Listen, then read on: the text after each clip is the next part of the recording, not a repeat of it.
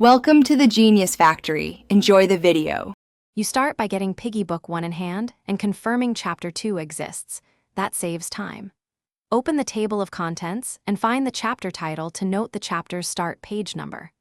Once done, position a ruler on the printed page or open the digital search box. This gives you a stable reference.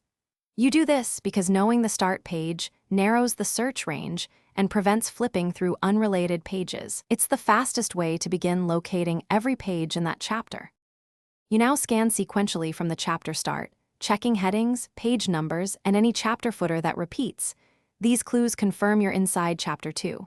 As you confirm each page, mark it, use sticky tabs for print, or add bookmarks and tags for digital files. This prevents double-checking. Once you hit the last page that still contains Chapter 2 material, write down the first and last page numbers. Doing this defines a clear range, so you can list or extract all pages without missing anything. You finish by compiling the confirmed page numbers into a concise list. Use a range like 1218 or list specific non-consecutive pages. Then export, photograph, or copy the pages as required and verify the sequence and completeness. This ensures you have every page.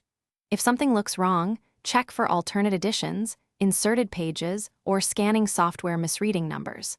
If pages still seem missing, compare with another copy of Piggy Book 1. That one key troubleshooting step usually.